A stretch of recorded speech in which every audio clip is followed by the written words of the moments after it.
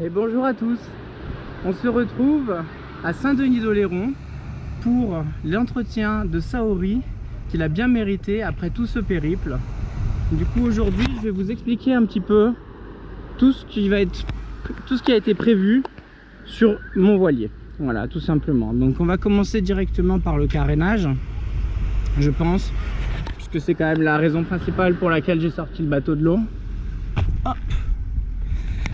Donc qu'est-ce que le carénage? Le carénage, ça va être de, justement, vous voyez que au bout d'un an, il y a des algues qui se sont déposées.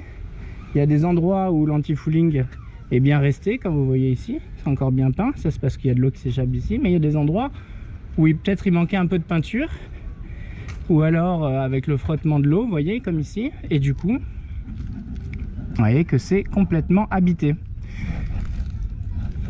Vous voyez, il y a des endroits nickel comme là. Il y a des endroits pas du tout nickel comme là. Donc du coup on va travailler là-dessus.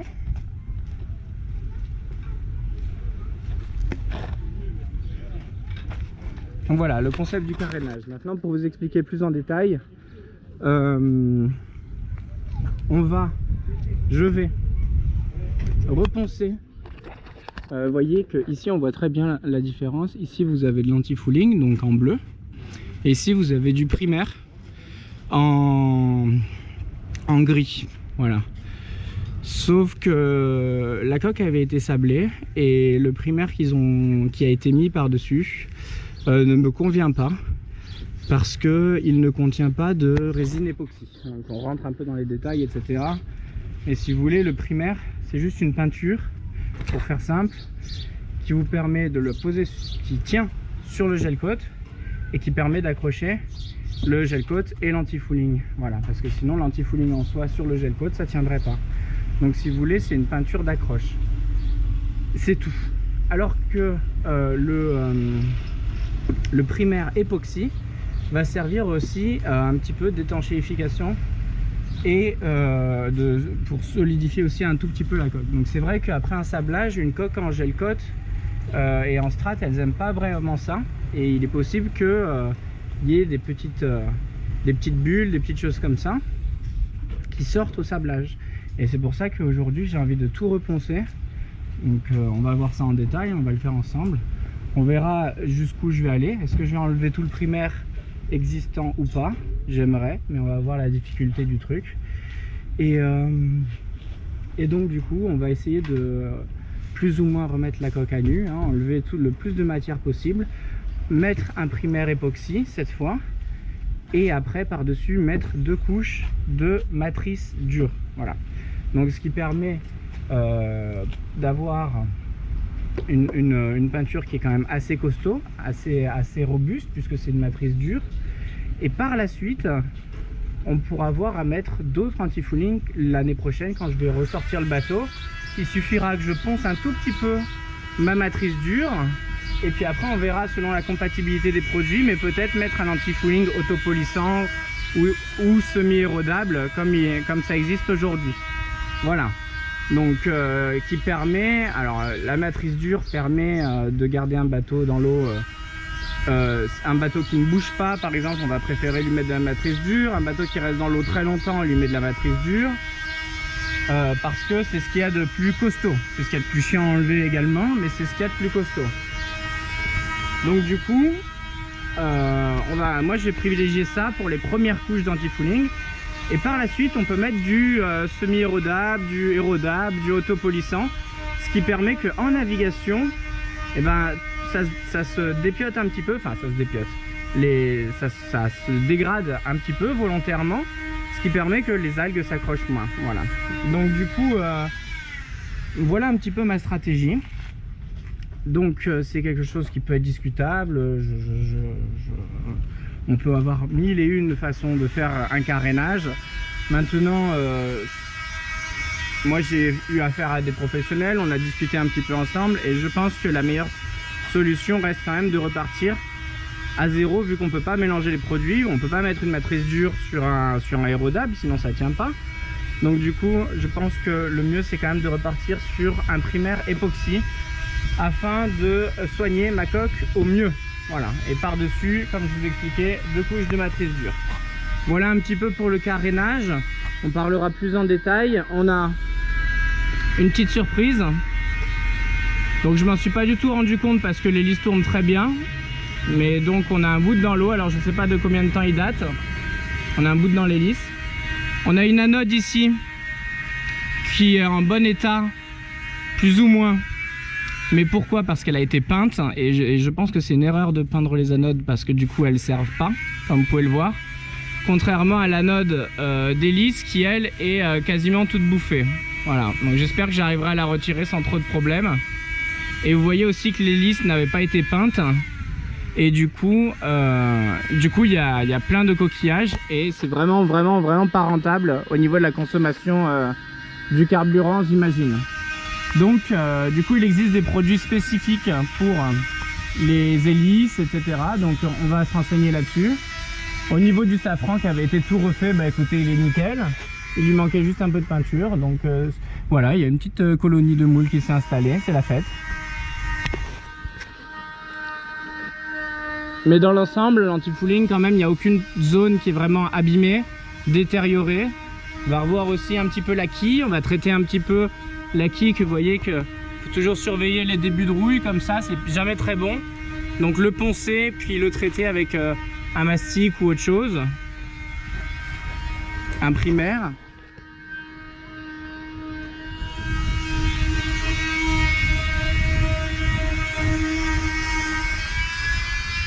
Voilà, je pense avoir fait à peu près le tour pour le carénage.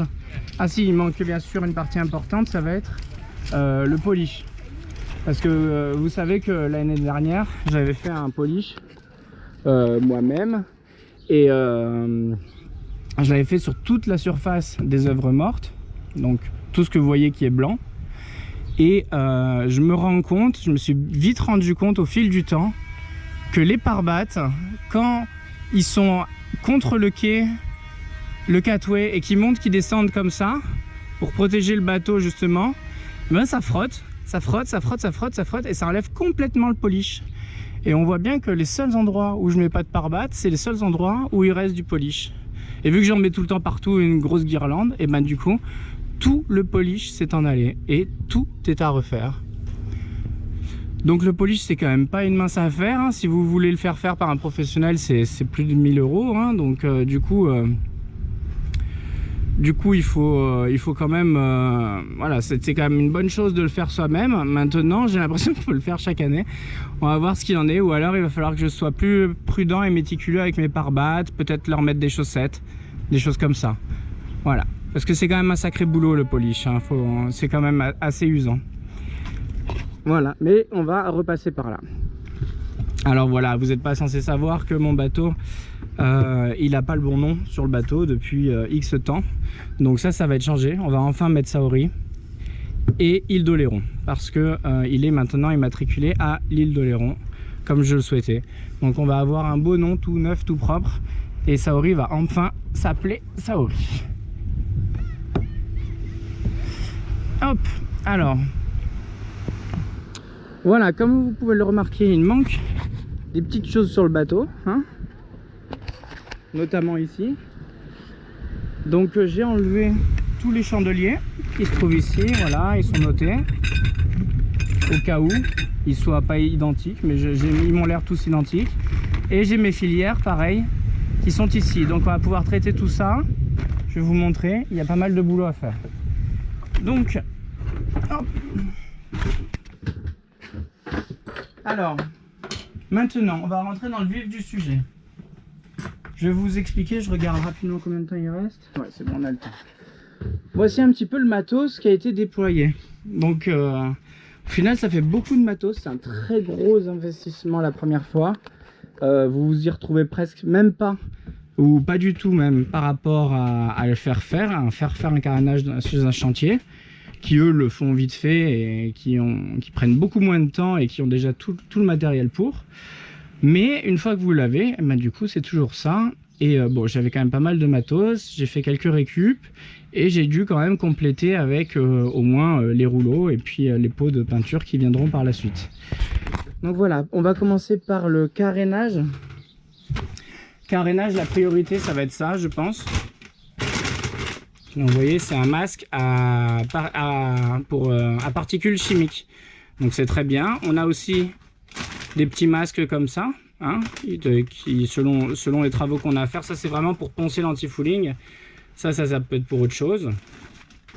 Évidemment des lunettes de protection. Pourquoi? Parce que vous allez voir qu'on va avoir recours à de l'acide. Donc du coup il ne faut pas qu'on se fasse ni mal aux mains ni mal aux yeux. Voilà, avec une protection intégrale qui est dehors, là-bas. Voilà. Par la suite, on va avoir besoin, bien sûr, de rouleaux. Voilà, ça, je vous le conseille, c'est très pratique. Tac, tac, tac, c'est ça, là, ces petits bacs. Hein, ça va vous permettre d'être très propre et de pouvoir réutiliser tout le temps votre bac en plastique sans qu'il se salisse, parce que un coup d'anti-fouling là-dedans et il est dans le mal. Après, il est vraiment, c'est quasiment impossible à récupérer l'anti-fouling. Voilà, du scotch, encore des gants, une brosse en métal, ça va être pour gratter tout ce qui est lisse, etc. Des spatules au cas où, encore des rouleaux, du scotch pour faire la ligne de flottaison pour la peinture, important. Voilà. Et après, on va parler un petit peu du reste, au niveau le reste des réparations. Donc, comme je vous ai dit, Saori, je suis content parce qu'elle est en très bon état. Je vais me mettre comme ça parce que la vue est trop belle. Donc du coup, comme je vous l'ai dit, Saori est en très bon état. On va faire du peaufinage. Je vais même faire recours à la personne qui a réparé le bateau, qui a fait les merveilleuses réparations de strates et de boiseries dans Saori après l'accident. Donc du coup, j'ai refait appel à cette personne qui va du coup travailler avec moi pour toutes les choses dans lesquelles ça dépasse mes capacités, tout simplement. Donc du coup, à nous deux, on va travailler entièrement sur le bateau et vous allez voir qu'on va surtout faire en sorte de l'entretien. Voilà, parce que moi, le bateau, je me rends compte que malgré que j'ai navigué un an avec, il revient en meilleur état que ce qu'il est parti, puisque surtout en partie parce que pour l'examen du Yachtmaster, on avait beaucoup avec les gars, on avait beaucoup travaillé sur le bateau pour améliorer tout ça, etc. Je vous en reparlerai de toute façon. Donc je vous ferai un petit peu tout le listing des améliorations sur le bateau, mais c'est vrai qu'on avait quand même beaucoup travaillé sur l'entretien, les réparations, etc. Donc il n'y a pas grand chose à faire, c'est plus au niveau esthétique, confort, et au niveau de justement soigner un peu le bateau pour qu'il dure plus longtemps dans les années et qu'il soit impeccable. Voilà. Donc pour ça, on a une batterie de produits ici.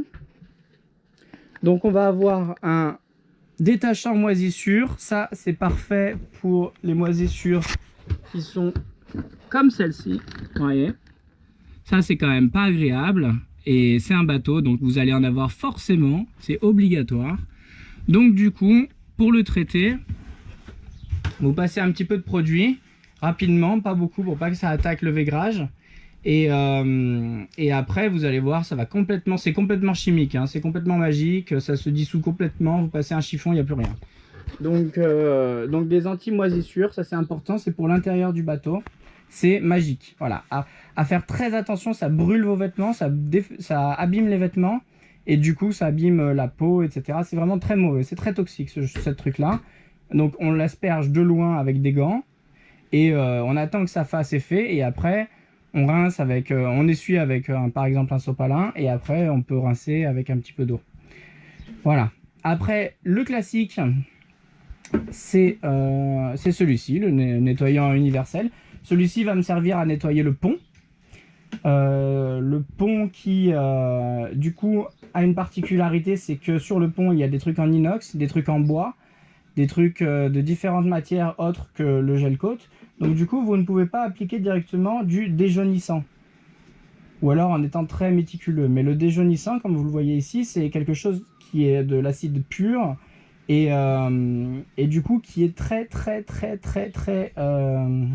j'ai pas les termes techniques de chimie, mais qui attaque énormément le métal, les inox, le bois, etc. Tout ce qui n'est pas du plastique. Donc du coup, celui-ci, on va le conserver et on va le garder uniquement pour les œuvres mortes. Donc une fois que j'aurai mis du Karcher sur toute la coque, je vais commencer par déjaunir les œuvres mortes. Donc tout ce qui se trouve au-dessus de la ligne de flottaison et en dessous du liston. Voilà, tous les côtés du bateau qui sont blancs. Ça va me permettre de les déjaunir et qu'ils ressortent encore plus blancs. En particulier, je vous montrerai là où s'échappe la baille à mouillage, comme dans tous les bateaux. Vu que vous avez la chaîne de l'encre, etc. Et vu que vous avez de l'eau qui s'écoule par là, forcément ça fait un petit filet de rouille qui a tendance à jaunir la coque. Donc ça, on va le traiter tous ensemble. Après, je continue ma visite. Ça c'est un dégraissant, donc si vous avez des pièces par exemple sous le moteur, etc., que c'est dégueulasse, vous pouvez toujours utiliser ça. Et si vous avez s'il y a de l'huile ou quoi que ce soit, moi c'est tout nickel. Donc il est sur place, ça peut être pour une petite pièce en métal, etc., un truc que vous avez, une petite pièce d'accastillage que vous voulez reprendre. Voilà, moi je sais que ça je peux m'en servir sur les winches pour les dégraisser et après les regraisser. C'est important de les graisser, les winches. Voilà. Après, on continue la visite ici. Ça c'est du stock hein, que j'avais déjà.